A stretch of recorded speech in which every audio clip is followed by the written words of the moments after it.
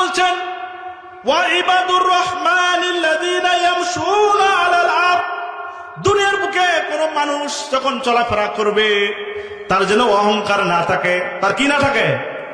আরে কথা বলেন, তার কি না থাকে? অহংকার না থাকে। আমার ভাইয়েরা, অহংকার যদি থাকে আমার আল্লাহ নবীকেও ক্ষমা করে না। চিৎকার মেরে বলেন আল্লাহু আকবার। হযরত সুলাইমান আলাইহিস সালাম বলল, এত বড় সাহস, জেলের মেয়ে হয়ে আমার বউ হইতে চায়, সাহস তো কম নয়। বলেন তো এই কথা ওই যে জেলের মেয়ে শুনেছেন, কষ্ট হয়েছে না হয় নাই? আরো জোরে বলে রাখবে, হয়েছে না হয় নাই? সুতরাং বন্ধুগণ আমার, যখন আপনারা মানুষের সামনে কথা বলবেন এমন কোন কথা বলা যাবে না সেই মানুষটা যদি কষ্ট না পায়। এমন কথা বলবেন যদি মানুষটা কষ্ট পায়, আর কষ্ট পাওয়ার পরে যদি আল্লাহর কাছে দুহাত তুলে আল্লাহকে ডাক দেয়, বলে রব্বুল আলামিন, এই লোকের কথার প্রতিবাদ করার ক্ষমতা আমার নাই। ও মাবুদ, আমার ক্ষমতা নাই, কিন্তু তুমি তো ক্ষমতাধর। এই যে কথা আমাকে বলে কষ্ট দিয়েছে, আল্লাহ তুমি তার উচিত বিচার করে দিও। চিৎকার মেরে বলেন সুবহানাল্লাহ। এই কথা যদি আল্লাহর কাছে যায়, আল্লাহ বিচার করার ক্ষমতা আছে না নাই? আরো জোরে বলে রাখবে, আছে না নাই? আমার ভাইরা, হযরত সুলাইমান আলাইহিস সালাম ডাক দিয়ে বললেন, এত বড় সাহস, আমাকে বিয়ে করতে চায় জেলের মেয়ে, তার ইচ্ছা তো কম নয়, সাহস তো কম নয়। আল্লাহ এই কথা শুনে বলল, সুলাইমান, অহংকার করলি, অহংকারী তো আমি পছন্দ করি না, সুতরাং তোকে নবী বানাইলাম। আর জেলের মেয়ে বিয়ে বসতে চাইছে দেখে অহংকার করলি, সুতরাং তোকে পরীক্ষা না কইরা আমি তোকে দুনিয়া থেকে নিতে পারবো না। একটু চিৎকার মেরে বলেন সুবহানাল্লাহ। আরো জোরে বলেন সুবহানাল্লাহ। আরো জোরে জোরে বলেন সুবহানাল্লাহ। আমার ভাইরা, অহংকার করা যাবে না, মানুষকে ঘৃণা করা যাবে না, মানুষকে অপছন্দ করা যাবে না। তৎকালীন সময়ে হযরত বিশ্বনবী জনাবে মুহাম্মদ রাসূলুল্লাহ সাল্লাল্লাহু আলাইহি সাল্লাম যখন নবিয়তের মোবাইল আছে, মোবাইল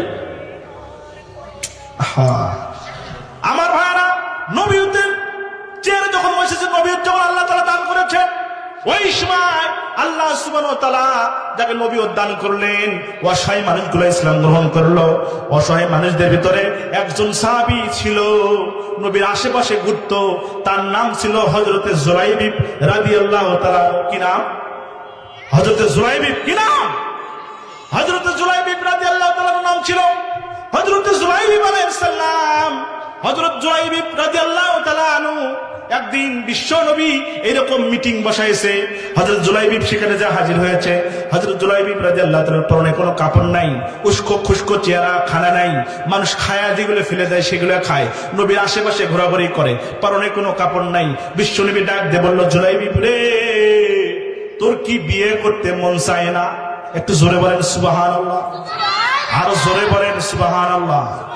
আমার ভাইরা, হযরত জুলাইবিব আলাইহিস সালাম, হযরত জুলাইবিব রাদিয়াল্লাহু তাআলা বললেন, ও নবী, আমার সম্পর্কে আপনি সবই জানেন, আমার বিয়ে করার তো কোনো অবস্থা নাই, আমার পরনে নাই কাপড়, নাই কোনো জামা, আমার কোনো থাকার জায়গা নাই, আপনার আশেপাশে থাকি, মানুষ খেয়ে ফেলে দিলে সেটা আমি খায় বেঁচে থাকি, সুতরাং আমার বিয়ে আমাকে কে দিবে? এরকম মেয়ে কারো তো আর মনে হয় বেশি হয় নাই। একটু চিৎকার মেরে বলে দেন মারহাবা। বিশ্বনবী বললেন, জুলাইবিব তুমি কি বিয়ে করবা? একটু জোরে বলেন না সুবহানাল্লাহ। জুলাইবিব ডাকতে বললেন, রাসূল, আমার বিয়ে করার ইচ্ছা থাকলেও তো বলতে পারি না, বউ নিয়ে এসে খাওয়াবো কি? সেরকম শক্তি, সেরকম বাড়ি, সেরকম অর্থ তো আমার নাই, নিজের পরনের কাপড় নাই। বিশ্বনবী ডাকতে বলেন, জুলাইবিব রে, একটা চিঠি লিখে দিলাম, এই চিঠি নিয়ে অমুকের আনসারি বাড়িতে চলে যা। চলে যাওয়ার পরে আনসারিকে দেখা যায় আমি তোকে বিয়ের প্রস্তাব দিয়ে পাঠিয়েছি। একটু চিৎকার মেরে বলা যাবে সুবহানাল্লাহ। আমার বন্ধুগণ, এ কলিজার টুকরা যুবকেরা, তরুণেরা, মুরব্বী বাবারা, আমার দিকে তাকায় থাকেন। কঠিন একটা ঘটনা আপনাদের সামনে পেশ করতেছি রে ভাইজান। আমার বন্ধু, আর একটা আমলের কথা আপনাদের সামনে বলে যাব। আমার ভাইয়েরা, যারা বিয়ে করেছেন, যারা বিয়ে করেন নাই, সবাই শুনে রাখেন। আমার বন্ধুগণ, মেয়েদের এমন একটা জায়গা আছে, ওই মেয়েকে যদি সেখানে হাত দিয়ে যদি তাকে রাত্রে ঘুমায়া আপনি দিতে পারেন একবার, সারা রাত্রি জেগে থেকে নফল ইবাদত করলে যে সওয়াব হবে আল্লাহ রাব্বুল আলামিন সেই সওয়াব ওই পুরুষের আমলনামায় দান করে দিবেন। চিৎকার মেরে বলা যাবে সুবহানাল্লাহ। একটা মেয়ে মানে নিজের স্ত্রী সারা শরীরের ভিতরে এমন একটা জায়গা আছে, ওই জায়গায় হাত দিয়ে যদি একটা ঘুম যদি শুধু পাড়ায় দিতে পারেন, সারা রাত্রি দাঁড়িয়ে থেকে নফল ইবাদত করলে যে সওয়াব হতো আমার আল্লাহ তাআলা ওই বান্দার আমলনামায় দান করে দিবেন। চিৎকার মেরে বলা যাবে সুবহানাল্লাহ। এই আমলটার কথা কি আপনারা শুনতে চান? কারা কারা চান? দুহাত উঠান তো একটু। সিদ্দালিল্লাহ তাকবীর। আমার ভাইরা, হযরত জুলাইবিব আলাইহিস সালাম, হযরত জুলাইবিব রাদিয়াল্লাহু তাআলা আনহু চিঠিটা চলে গেল আনসারের বাড়িতে। যাওয়ার পরে ওই চিঠি আনসার সাহাবীকে যখন দিলেন, দেওয়ার পরে ডাক দিয়ে বললেন, আনসার সাহাবী রে, এই যে রাসূল চিঠি পাঠাইছে, আপনার মেয়ের সঙ্গে আমাকে বিয়ে দিতে বলেছে। একটু চিৎকার মেরে বলা যায় না মারহাবা। আনসার সাহাবী ডাক দিয়ে বললেন, জুলাইবিব, তোমার ক্ষমতা কত? তোমার সাহস তো কম নয়। এই আনসারের পরিবারে কোটি কোটি টাকার মালিক আমি, আর তুমি এসেছো আমাকে বিয়ে করার জন্য, আমার মেয়েকে বিয়ে করার জন্য, তোমার সাহস তো কম নয়। স্ত্রীকে ডাক দিয়ে বলছে, ও বিবি, দেখো দেখো, জুলাইবিব এসেছে আমার মেয়েকে বিয়ে করার জন্য, যার কোনো পরনে কোনো জামা নাই, খাইতে পারে না, মানুষ খাইলে ফেলে দিলে সেইটা খায়, সে আমার মেয়েকে বিয়ে করার জন্য আসছে। একটু চিৎকার মেরে বলা যায় না মারহাবা? আর জোরে বলেন মারহাবা। বিবি ডাক দিয়ে বলে, সর্বনাশ, একটা মাত্র মেয়ে আমার, না না, চলে যাও, দূর হয়ে যাও এখান থেকে, তোমার সঙ্গে আমার বিয়ে হবে না। এবার ভিতর থেকে মেয়ে ডাকতে বলছে, আম্মু, বিয়ের প্রস্তাবটা কে দিয়েছে তুমি দেখেছো নাকি? একটু চিৎকার মেরে বলে যান আল্লাহু আকবার।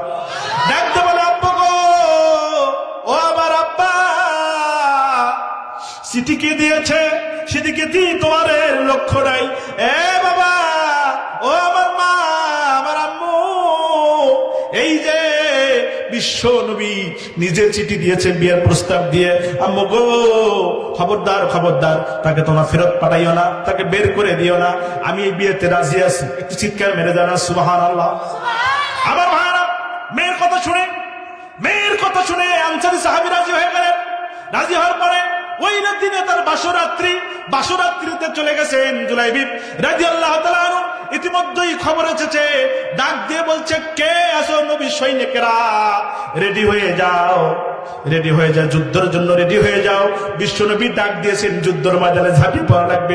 চিৎকার মেরে বলা যায় না সুবহানাল্লাহ। জুলাইবিব রাদিয়াল্লাহু তাআলা আনহু স্ত্রীকে বলছেন, স্ত্রী রে, যুদ্ধের ময়দানে বিবি আমাকে বিশ্বনবী ডেকেছেন, আর সময় নাই, দেখা হবে তোমার সঙ্গে হাসরের ময়দানে, সুতরাং তোমার সঙ্গে কিছু করতে পারলাম না, আমাকে ক্ষমা করে দিও। জুলাইবিব রাদিয়াল্লাহু তাআলা আনহু যুদ্ধের ময়দানে চলে গেলেন। যুদ্ধ হলো, অসংখ্য সাহাবী মারা গেল। সাহাবী যখন মারা গেল, বিশ্বনবী ডাক দিয়ে বলেন, এ সাহাবীরা, কে কোথায় আছো রে? লাশগুলো একখানে করো। এ সাহাবী, লাশগুলো একখানে করা হলো। সব সাহাবীকে পাওয়া গেল। বিশ্বনবী ডাক দিয়ে বলছে, রে সাহাবীরা, আমার জুলাইবিব কই? আমার জুলাইবিবকে আমি দেখতে পারতেছি না। একটু চিৎকার মেরে বলা যায় না সুবহানাল্লাহ। আমার বন্ধুগণ, হযরত জুলাইবিব রাদিয়াল্লাহু তাআলা আনহু কেউ তেমন চেনে না। বিশ্বনবী নিজে খুঁজতে লাগলেন। খুঁজতে খুঁজতে দেখে এক কোনায় অসংখ্য তরবারির আঘাতে খণ্ড বিখণ্ড হয়ে জুলাইবিব রাস্তায় পড়ে আছে। চিৎকার মেরে বলা যায় না সুবহানাল্লাহ। ভাইরা আমার, জুলাইবিব রাদিয়াল্লাহু তাআলা আনহুকে বিশ্বনবী কোলে নিলেন। কোলে নিয়ে বললেন, এ সাহাবীরা, হঠাৎ করে মাথাটা ঘুরিয়ে ফেললেন। সাহাবীরা জিজ্ঞেস করলেন, রাসূলুল্লাহ, আপনি হঠাৎ করে মাথা ঘুরালেন কেন? ডাক দিয়ে বলেন, সাহাবীরা রে, আমি যেটা দেখি তোমরা সেটা দেখো না। চিৎকার মেরে বলেন সুবহানাল্লাহ। আমার বন্ধু রাসূলুল্লাহ ডাক দিয়ে বলেন, এ সাহাবীরা, আমার জুলাইবিবরে আল্লাহ তাআলা এমন ভাবে কবুল করেছে, অসংখ্য হুর কিলিমাত এই জুলাইবিবকে নেওয়ার জন্য আসমান থেকে নেমে আসতেছে। চিৎকার মেরে বলেন সুবহানাল্লাহ।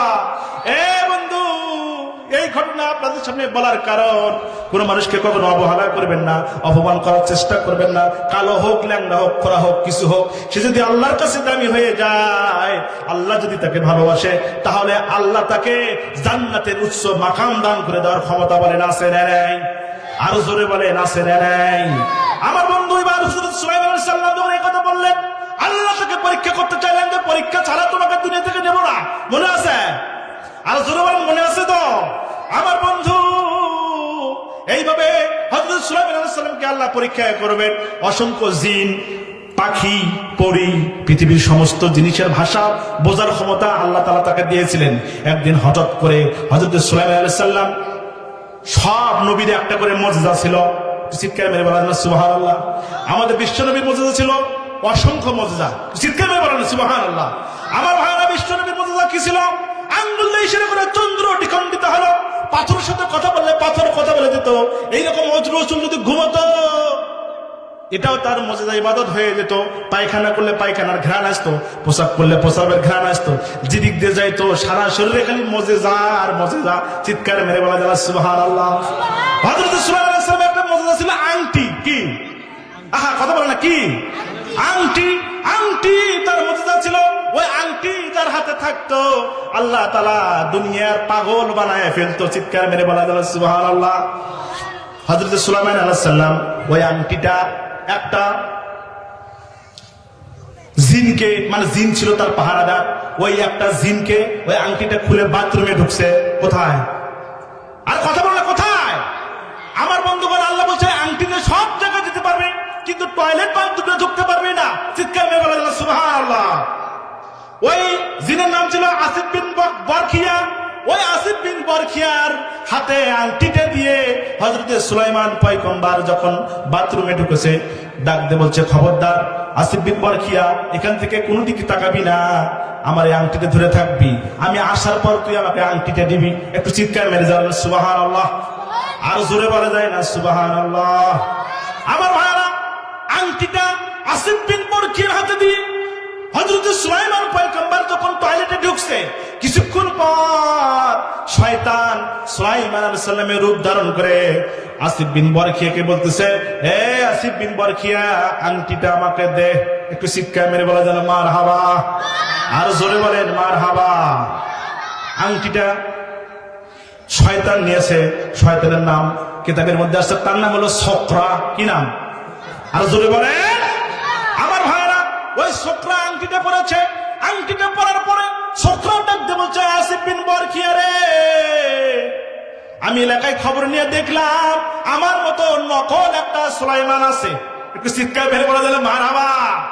এ আসিফ বিন বরখিয়া, ভালো করে তাকায় থাক, দেখবি নকল সুলাইমান যদি ধরা পড়ে যায় তাহলে তাকে পানিশমেন্ট করে এলাকা ছাড়ার ব্যবস্থা করে দিবি। চিৎকার মেরে বলা যায় না মারহাবা, আর জোরে বলেন মারহাবা। আমার ভাইরা, এবার টয়লেট সারা হয়ে গেছে, এবার ছোকরা যায় সিংহাসনে বসে গেছে। কোথায়? আর জোরে বলে না কোথায়?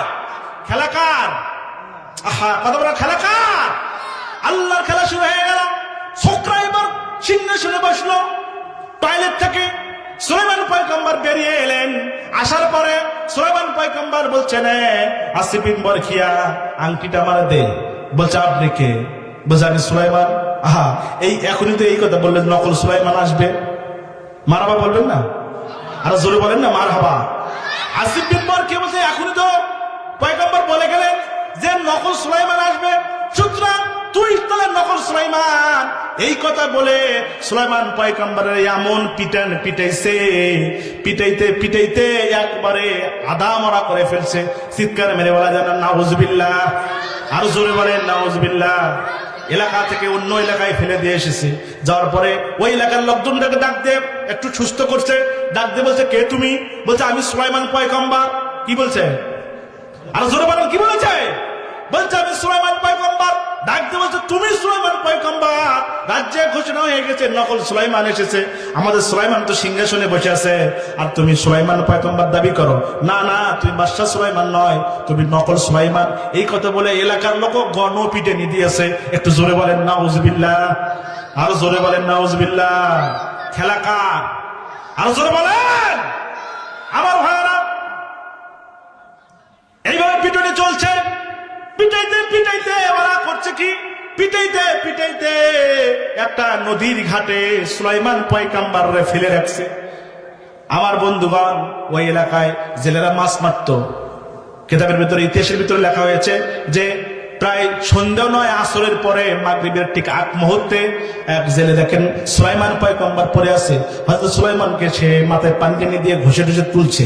তোলার পরে বলছে, কে তুমি, কোথা থেকে এসেছো, এরকম করে তোমার অবস্থা কেন, কে তোমাকে কিভাবে পিটাইছে, কি হয়েছে, তোমার ঘটনাটা খুলে বলো। সুলাইমান পয়গম্বর ভয়ে তার নাম বলে না, দেখতে বলছে, আমাকে কে যেন, আমি সব ভুলে গেছি, বুঝতে পারতেছি না কারা যেন কিভাবে আমার পিটাইয়া এখানে ফেলে দিল। নিজের কথা আর স্বীকার করে না, সুলাইমান পয়গম্বরের নাম আর ঘোষণা করে না। বলল, ভাই আমাকে আপনার বাড়িতে একটু জায়গা দিবেন, একটু চিৎকার মেরে বলা যায় না সুবহানাল্লাহ। জেলে ডাকতে বলতেছে, হায় হায়, আমার বাড়িতে তোমাকে জায়গা দেব, দেখতে তো খুব ভালো মনে হয়, সুন্দর মনে হয়, আমার তো একটা লোক দরকার, আমার বাড়িতে যদি একটা কাজের লোক থাকে তাহলে মাছ ধরতে আমার জন্য একটু সুবিধা হয়। একটু চিৎকার মেরে বলা যায় না সুবহানাল্লাহ, আরো জোরে বলেন সুবহানাল্লাহ। আমার বন্ধু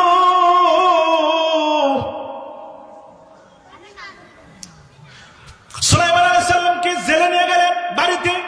সুলাইমান পয়গম্বর মনে করেন, আহারে জীবন আমার, আমি ছিলাম বাদশাহ সুলাইমান, আজকে আমি জেলের বাড়িতে আইলাম, জেলের বাড়ির কাজের লোক হয়ে গেলাম। চিৎকার মেরে বলা যায় না মারহাবা, আর জোরে জোরে বলেন মারহাবা। আমার বন্ধুগণ, আমার ভাইয়েরা, এবার বলেন তো, দোয়া কবুল করছে জেলের মেয়ের আল্লাহ, ঠিক কিনা? আরো জোরে বলেন ঠিক কিনা? আমার বন্ধুগণ, জেলের সঙ্গে মাছ মারতে গিয়েছে হযরত সুলাইমান পয়গম্বর, জেলের সঙ্গে নদীর পারে মাছ মারতে গিয়েছে। মাছ মারার পরে জেলে দেখলেন এ যাবৎ যত মাছ তিনি মেরেছেন তার সে 3 গুণ মাছ সুলাইমান পয়গম্বর সাথে থাকার জন্য আল্লাহ তাআলা তাকে মাছের ব্যবস্থা করে দিয়েছেন। চিৎকার মেরে বলেন সুবহানাল্লাহ। এবার সুলাইমান আলাইহিস সালাম বাড়িতে গেলেন, যাওয়ার পরে বিবিকে ডাকতে বলছেন, বিবি রে, এই নতুন অতিথি আমার বাড়িতে আসার পরে আমার বরকত বেড়ে গেছে, নদীতে মাছ বেশি পড়ে গেছে, জেলে মানে জালে বেশি মাছ ধরা দিতেছে, বুঝতেছি না, আমার মনে হয় এই ছেলেটা অতি ভালো, আল্লাহ তাআলা মনে হয় আমাদের জন্য বরকত হিসেবে আমাদের মাঝে নাজিল করেছে। চিৎকার মেরে বলা যায় সুবহানাল্লাহ। আমার বন্ধুগণ, পরেজগার মেয়ে, প্রত্যেকটা পরহেজগার মেয়ে যারা থাকে তারা ভালো স্বামী চায়। কথা বলেন ঠিক কিনা? আমার কথা বলেন ঠিক কিনা? এক মেয়ে, পর্দাশীল মেয়ে, মা বাবা তাকে সুন্দরভাবে মাদ্রাসায় লেখাপড়া করাইছে। লেখাপড়া করার পরে এক ঘুষখোর পুলিশ অফিসারের সাথে বিয়ে দিছে। কোথায়? ঘুষখোর পুলিশ অফিসারের সঙ্গে বিয়ে দিয়ে দিচ্ছে। এখন ঘুষখোর পুলিশ অফিসার পেয়ে বলেন তো, এই যে আলেমা, এতদিন পরে আলেমা হয়ে গেল, মাদ্রাসার ছাত্রী, ও খুশি না বেজা? বেজা, খুশি। কথা বলেন কি? বেজা। ডাক দিয়ে বলছেন, রব্বুল আলামিন, এতদিন তোমার কোরআন থেকে তাফসীর পড়লাম, হাদিস পড়লাম, আর আপনি আমারে ঘুষখোর একটা পুলিশ অফিসার বানায় দিলেন। একটু জোরে বলা যায় না মারহাবা? পুলিশ তো মনে করেন যে খালি গলা টানতেছে, আরে মাদ্রাসার মেয়ে বিয়ে করছে আমি, সর্বনাশ, এটা তো বড় ভাগ্যের ব্যাপার। কথা বলেন ঠিক কিনা? কেন প্রত্যেকটা যুবকরা যদি শয়তান হোক, কিন্তু ভালো মেয়ে প্রত্যেকটা যুবক খোঁজে না। আর কথা বলেন খোঁজে না। ও দেখবেন 10টা প্রেম করছে, 20টা প্রেম করছে, তাদের সমস্যা নাই, কিন্তু ও কিন্তু দেখে যে ভালো মেয়ে কোনটা। কথা বলেন ঠিক কিনা? আর জোরে বলেন ঠিক কিনা? আমার ভাইরা, এখন পুলিশের সঙ্গে যখন বিয়ে হয়ে গেছে, এখন বিয়ে হওয়ার পরে এখন বাসরাত্রিরে তো পুলিশ যে খালি গলা টানতেছে, পাইছি, ঠিক কিনা? আর জোরে বলেন, হ্যাঁ পাইছি, আলেমা একটা পাইছি, মাদ্রাসার মেয়েকে পাইছি। ভাইরা আমার, বাসরাত্রিতে ওই মেয়ে অজু করে এসে বললেন, স্বামী গো, আপনি তো পুলিশের অফিসার, পুলিশের চাকরি করেন, আমি অনেক দিন লেখাপড়া করেছি মাদ্রাসায়, আমি চেয়েছিলাম আমার স্বামী যেন একটা হুজুর হয়, কেননা হুজুর স্বামী হলে আমার কি করণীয় সে বুঝতে পারবে, সেই জন্য আমি তো হুজুর স্বামী খুঁজেছিলাম, কিন্তু সেটা তো পাইলাম না। আপনি একটু ওযু করে আসেন, 2 জন মিলে 2 রাকাত নামাজ পড়ে নেই। চিৎকার মেরে বলা যাবে সুবহানাল্লাহ। আরো জোরে বলেন সুবহানাল্লাহ। এবার বলেন, বাইরে যতই মাস্তানি করেন, যতই আপনি পীর হন, যতই নেতা হন, কিছু হন, বইয়ের কাছে নেতাগিরি চলে। আরো জোরে বলেন চলে। আরো জোরে বলেন চলে না। যতই পুলিশ অফিসার হন না কেন, বউ কইছে ওযু করে আসো, একবারে এবার বইয়ের কথা মতো ওই পুলিশ অফিসার ওযু করে আসছে। ওযু করে আসার পরে 2 রাকাত নামাজ পড়ছে। কয় রাকাত? আর জোরে বলেন। এখন বিয়ের দেখা যায় অনেক ছেলে 2 রাকাত নফল নামাজও পড়তে পারে না, কথা বলেন ঠিক কিনা? নামাজও পড়তে পারে, নামাজের মধ্যে তুই সিদ্ধ আগে দে, তুই সুস্থ পরে দিন, আছে না নাই? আর আছে না নাই? নামাজ নিয়ে প্রতিযোগিতা করে, কথা বলেন ঠিক কিনা? আমার ভাইরা 2 রাকাত নামাজ পড়ার পরে ওই মেয়ে, ওই আলেমা দুহাত আল্লাহর দরবারে উঠে ডাক দিয়ে বলছেন, রব্বুল আলামিন, আপনি আমারে আলেমা বানাইলেন, এত কষ্ট করে আমি লেখাপড়া করলাম, ও মাবুদ আপনি আমারে একটা ঘুষখোর পুলিশের অফিসার বানাই দিলেন। আমার ভাইয়েরা ঘুষখোর পুলিশ অফিসার আমারে দিলেন, আমি তো মানতে পারি না আল্লাহ। এ মাবুদ, এই ঘুষখোর পুলিশ অফিসার তুমি আমাকে দিয়েছো, আমার কোনো সমস্যা নাই আল্লাহ তাআলা, মেহেরবানি করে ও মাবুদ আমার এই ঘুষখোর পুলিশ অফিসার এতদিন যা ঘুষ নিয়েছে, এতদিন যা ঘুষ খেয়েছে, এতদিন যা অন্যায় করেছে, আমি আর চাই না রব্বুল আলামিন মেহেরবানি করে আমার ঘুষখোর পুলিশ অফিসার সৎ অফিসার বানায় দেন। চিৎকার মেরে বলেন সুবহানাল্লাহ, আর জোরে বলেন সুবহানাল্লাহ। আমার ভাইয়েরা পুলিশ অফিসার ঘুষ খাইতেছে না, ডাক দিয়ে বলছে, বিবি রে আর মোনাজাত করার দরকার নাই, আর কোন মোনাজাত করার দরকার নাই, চোখের পানি ফেলাইও না, কথা দিলাম আজ থেকে আমি পুলিশ অফিসার আর কোনদিন ঘুষ খাবো না। চিৎকার মেরে বলা যায় সুবহানাল্লাহ, আর জোরে বলেন সুবহানাল্লাহ। আমার ভাইরা পুলিশ অফিসার পরের দিন অফিসে গেছে, অফিসে যাওয়ার পরে অফিসাররা যখন ঘুষ খায়, ওই পুলিশ অফিসার ডাক দিয়ে বলে, ভাইরা আমার তোমরা ঘুষ খাও, আমি আর ঘুষ খেতে চাই না, সুতরাং আজ থেকে আমি নিষেধ করেছি, বইয়ের কাছে কথা দিয়েছি, আর কোনদিন আমি ঘুষ খাবো না। চিৎকার মেরে বলা যায় সুবহানাল্লাহ, আর জোরে বলেন সুবহানাল্লাহ, আর জোরে বলেন সুবহানাল্লাহ। সুতরাং স্বামীকে ভালো করে স্ত্রী যদি স্ত্রী ইচ্ছা করে স্বামীকে ভালো করতে পারে না, পারে না? আর জোরে বলেন পারে না, পারে না? আরো জোরে বলেন পারে না, পারে না? আমার ভাইরা হযরত সুলাইমান পয়গম্বর এবার ডাক দেব, যাহারে ছিলাম বাদশাহ, ছিলাম রাজা, অথচ আমি এখন জেলের পার্টনার হয়ে গেলাম, জেলের কর্মচারী আমি হয়ে গেলাম। এইভাবে 1 দিন 2 দিন করে 1 বছর হয়ে গেছে। কয় বছর? আরো জোরে বলেন কয় বছর? 1 বছর হয়ে গেছে।